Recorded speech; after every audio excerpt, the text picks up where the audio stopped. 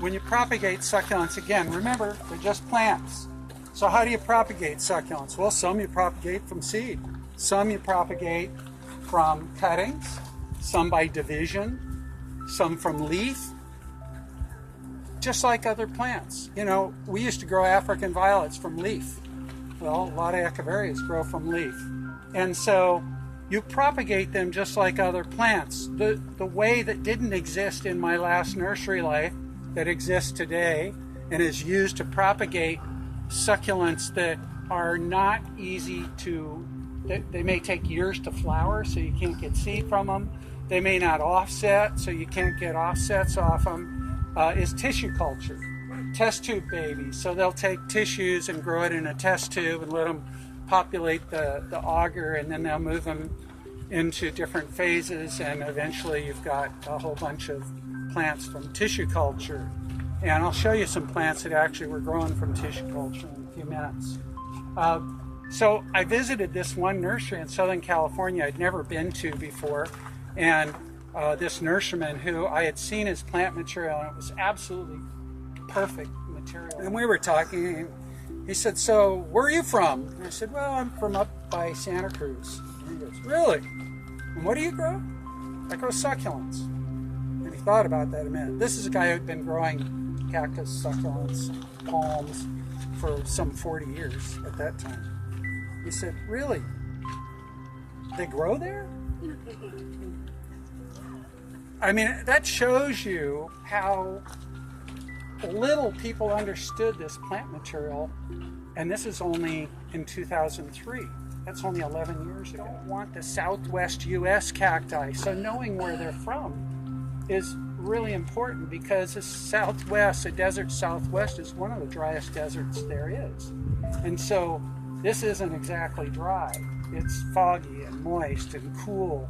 So the cacti that tend to do better here are the ones from, this is not always true, but generally are the ones from South America and from the Andes and areas like that. Mexico has the largest number of cacti of any country in the world. South Africa has the largest number of succulents of any country in the world. Succulents are found all over the world. They're plants that adapted to environments and became succulent because water was not available for a long time. And so they adapted over time and formed these thick leaves and big bodies. So anyhow, you've got these plants that adapted. 3 different environments caused the plants to go through an adaptive process. First of all, go this way.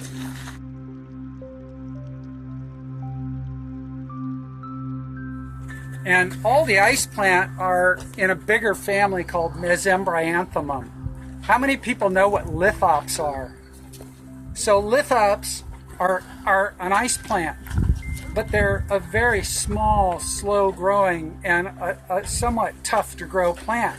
And some people used to call me up and say, "Hey, I bought these lithops from you, and I watered them the other day, and I went out and someone stole them." What? Are they sitting outside on your porch or what? No, they're on my windowsill. Well, how could someone steal them on your windowsill? You know. So what happens is, if they get overwatered or watered at the wrong time, they go gone. They just melt, and you're sitting there looking at a pot full of nothing. And so the lithops and the split rock, what we call mimicry plants, because they tend to be similar colors to the gravels that they're growing in, so you're pretty hard pressed to see them when you're walking in a field of lithops, unless they're blooming, and then the flowers, as you can see, are quite bright. So lithops and split rock and baby toes, all of those guys are in that Mesembryanthemum group, and one of those groups is Delospermas, and the Botanic Garden in Denver actually went to Africa into the high mountains looking for cold hardy ones. They also found, though, that not only did the ones in the mountains, but many that came from areas they wouldn't have expected to be cold hardy and are. And so they're growing beautiful Mesembryanthemum in the Delospermas and Alenopsis that make wonderful ground covers. How many people have seen Pacific Grove, big plantings of the miniature ice plant that just knocks your eyes out with flowers? Good.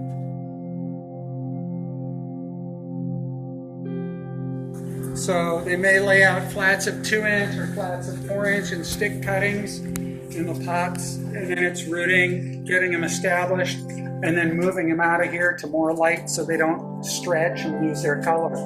And that's part of the trick of growing really pretty succulents, is kind of knowing what that time frame is. And I can't really tell you that because they'd kill me. It's a secret.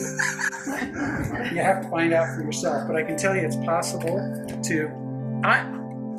My goal always in growing the plants I grew was to produce the most handsome succulent for each variety I grew, so that when it went to market, you would see what I consider to be the prettiest it can be.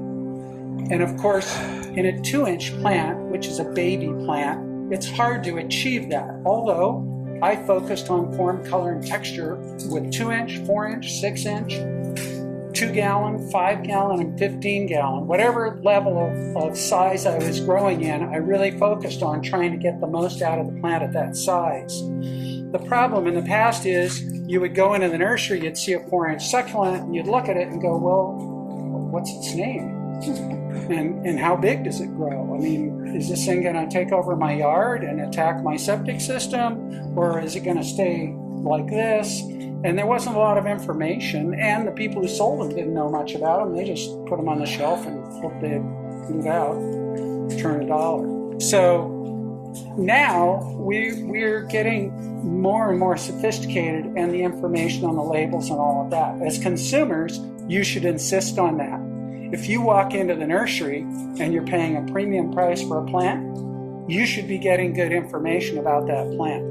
And if you're not, you might mention it to the management that, hey, you know, it's a different world now with succulents. You know, you may have a supplier who's cutting up cuttings and sticking them in a pot and just sending it out with no name and no label and no nothing. But I'd kind of like to know what I'm buying when I'm buying it. There is information online. There is my book. There's 200 some varieties you can see good photos of.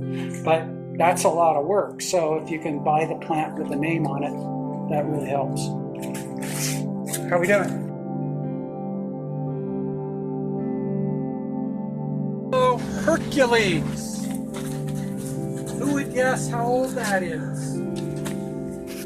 300 years old. 300 years. Who else? 10, yeah. What's that? 40. 10. 10. 20. 10. So, this was a tissue cultured plant, and I bought it when it was that big. Oh, wow. And I planted it in the ground here in about 2005 or 6. What? Really? That's what we call a tree aloe, and it's rather robust. This aloe here, I planted here for a reason. This is called aloe distans. There's another plant that when this is in a 6-inch pot and it's just sitting there like a little plant, it looks exactly like aloe nobilis. But aloe nobilis stays compact and it sends babies out and grows into a clump. But aloe distans grows like a snake on the ground, and I envisioned it hanging. So I put them in here, and you can see they're starting to hang. And they have really cool flowers. Aloes tend, most of them are winter bloomers. And so you can have flowers in the garden in the winter months with aloes. Many different kinds of aloes. And I love hummingbirds, and aloes tend to draw in hummingbirds. So the prime pollinator around here for aloes is the hummingbird. So if you have aloes, you'll often have hummingbirds around it. That's something important to you.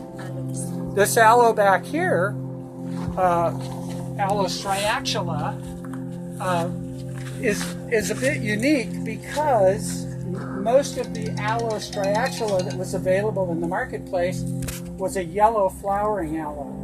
But this one, I found a clone of it that was orange, so I got it and I put these here so I'd have propagation material for that particular aloe. We're almost winding it up. So one of the things that I try to do with this nursery is create different environments for the different varieties to bring out the form, color, and texture of the different plants.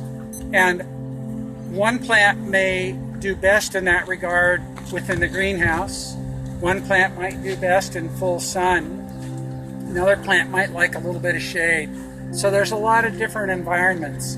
And shade in a greenhouse is different than shade outdoors because you've got airflow and movement. So figuring out the ideal for these plants was one of my goals.